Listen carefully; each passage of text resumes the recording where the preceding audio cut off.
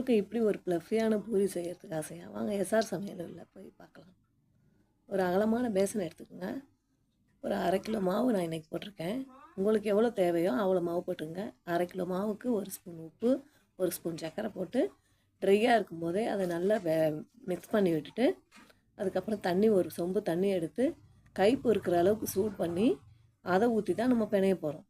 அதுக்கு இடையில் ஒரு கொஞ்சம் அதை மிக்ஸ் பண்ணிவிட்டு, சர்க்கரையும் உப்பையும் மிக்ஸ் பண்ணிவிட்டு, ஒரு 4 ஸ்பூன் தயிர் அதையும் எடுத்து அது கூட போட்டு, ரொம்ப போடணுன்னு அவசியம் இல்லை, 4 ஸ்பூன் போட்டால் போதும்.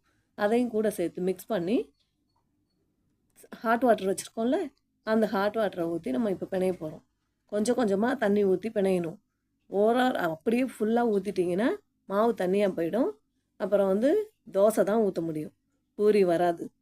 அதனால் கொஞ்சம் கொஞ்சமாக, பிகினர்ஸாக இருந்தால் நான் சொல்கிறேன், அவங்களுக்கு தெரியாதுன்னு சொல்லி, தெரிஞ்சவங்க ஸ்கிப் பண்ணிக்கோங்க. கொஞ்சம் கொஞ்சமாக தண்ணி ஊற்றி ஃபுல்லாக பிணைஞ்சி, அது மேலே என்ன பண்ணணும், கொஞ்சமாக எண்ணெய் ஊற்றி மேலெல்லாம் ஃபுல்லாக கொஞ்சம் நல்ல உள்ளெல்லாம் போகிற மாதிரி பிணைஞ்சி வச்சுட்டு, மேலே கொஞ்சம் அப்ளை பண்ணி மூடி ஒன்று போட்டு மூடி வச்சிட வேண்டியது தான். குறைஞ்சபட்சம் ஒரு 1/4 மணி நேரம் இல்லை ஒரு 1/2 அன் ஹவர் கூட உங்களால் முடிஞ்சதுன்னா அப்படியே மூடி போச்சு ரெஸ்ட்டில் வச்சுருங்க. ஒன்றுமே ஒரு திறந்து பார்த்துட்டு அது இதாகிடுச்சா, காஞ்சி போயிருக்கா, எதுவும் தேவையில்லை. காயவே காயாது, எண்ணெய் நம்ம அப்ளை பண்ணிட்டதால் காயவே இல்லை, காயாது. மூடி போட்டு ரெஸ்ட்டில் வச்சுருங்க. அதுக்கப்புறம் நீங்கள் எப்போ சுட போகிறீங்களோ அப்போ எடுத்து சிறு சிறு உருண்டைகளாக போட்டு, இல்லை கொஞ்சம் முன்னாலேயே என்ன பண்ணுங்கள், எடுத்து ஒரு சும்மா ப்ரெஸ் கொடுத்து எல்லாம் அந்த எண்ணெய் ஆயிலெலாம் போகும்போது எல்லா இடத்துலையும் படுற மாதிரி ப்ரெஸ் கொடுத்து பிணைஞ்சி வச்சுக்கணும். அது ரொம்ப பிணையணும்லாம் அவசியமே கிடையாது. அந்த காலத்துலலாம் மாவு பிணையிறேன்னுட்டு இதனாலேயே ரொட்டியும் போட மாட்டாங்க, பூரியும் போட மாட்டாங்க. இப்போல்லாம் ரொம்ப ஈஸியாகிடுச்சு. நீங்கள் பாட்டுன்னு எடுத்தீங்களா, ஒரு சும்மா கொஞ்சம் மிக்ஸ் பண்ணுறோம், அந்த எண்ணெய் எல்லா இடமும் படுற மாதிரி செஞ்சுட்டு, சின்ன சின்ன உருண்டைகளாக ரொட்டிக்கு உருட்டுறதை விட கொஞ்சம் மாவு கம்மியாக வச்சு எல்லாத்தையும் உருட்டி ஒரு பிளேட்டில் வச்சுக்கோங்க தனியாக.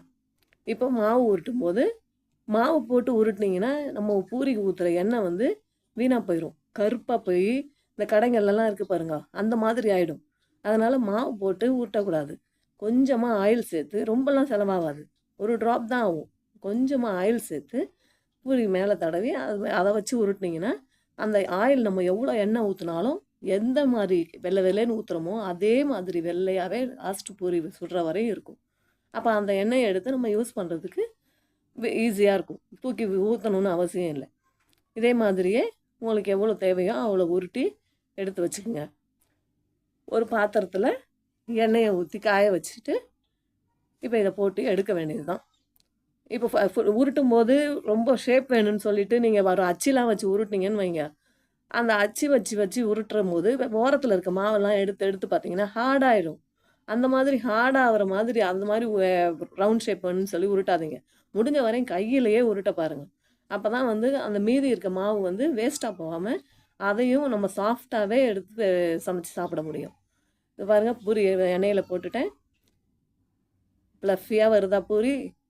இதே மாதிரியே நான் சொன்ன மாதிரி மெத்தட்லேயே நீங்களும் செஞ்சீங்கன்னா உங்கள் வீட்லேயும் ப்ளஃபியான பூரி சாப்பிட்டு சந்தோஷமாக சொல்லுவாங்க, நல்ல சூப்பராக இருக்குதுன்னு சொல்லிட்டு.